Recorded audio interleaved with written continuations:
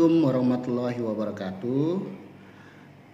Saya Erik Firmansyah SKM dengan NIM 251530003. Mata kuliah Kesehatan Lingkungan Intermediate.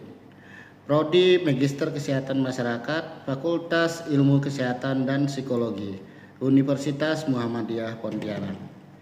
Di sini saya akan membahas permasalahan-permasalahan kesehatan yang terjadi ketika adanya banjir bandang dan apa saja yang harus kita lakukan ketika banjir bandang itu terjadi di daerah kita secara dimensi kesehatan lingkungan. Yang pertama yaitu analisis teori.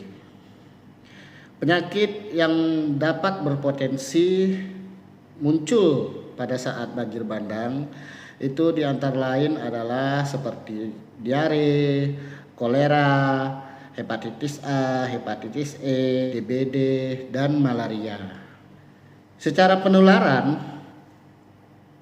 sumber tinja ataupun sumber penyakit ini terjadi pada tinja, baik itu manusia ataupun hewan ataupun bangkai hewan, itu mencemari air sehingga air itu akan digunakan oleh manusia melalui air, makanan, gigitan nyamuk ataupun kontak kulit. Jadi itu akan tercemar.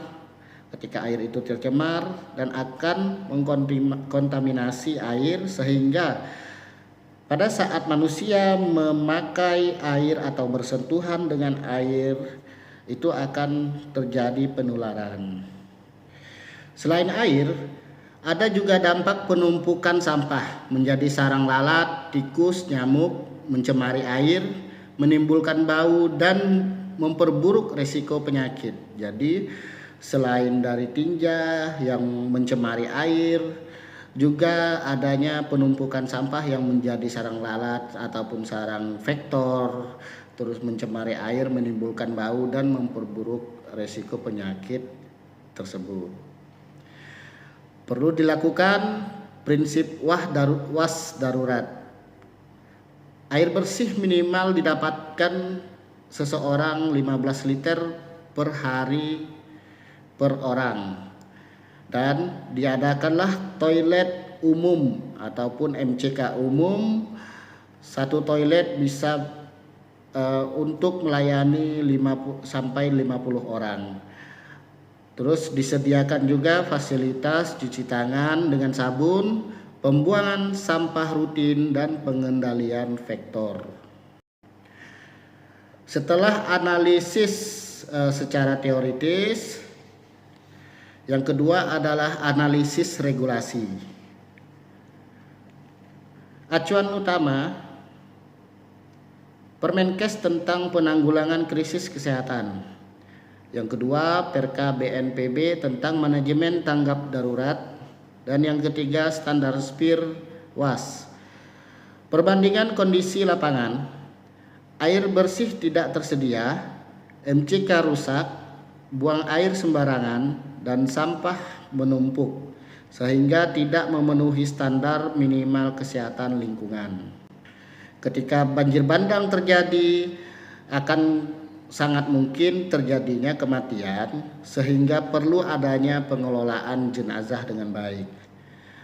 Protap pengelolaan jenazah meliputi identifikasi, pemulasaran dengan APD yang baik, disinfeksi, pemakaman sesuai agama, penting untuk mencegah penularan dan menjaga martabat korban.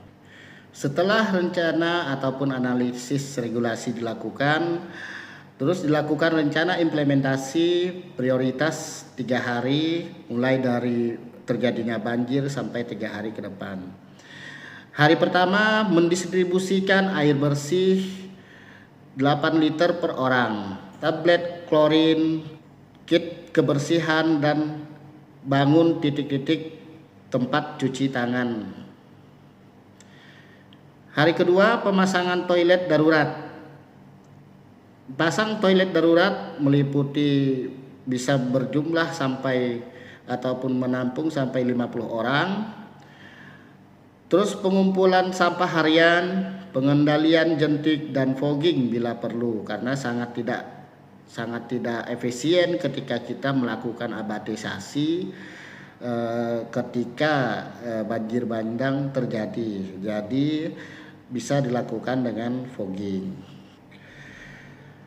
Hari ketiga, pasokan air meningkat ke 15 liter per orang. Perbaikan MCK, surveillance penyakit aktif, dan edukasi PHBS. Selanjutnya, koordinasi lintas sektor kepada posko terpadu, BNPB, Dinkes, TNI, ataupun Polri. Libatkan relawan dan tokoh masyarakat untuk menjaga kebersihan serta pemantauan kesehatan pengungsi. Dari jabaran tersebut bisa kita simpulkan bahwa prioritas utama adalah penyediaan air bersih, sanitasi aman, dan pengelolaan sampah untuk mencegah wabah. Diperlukan koordinasi cepat antar instansi dan partisipasi masyarakat agar kondisi pengungsi tetap sehat dan aman. Sekian dari saya. Assalamualaikum warahmatullahi wabarakatuh.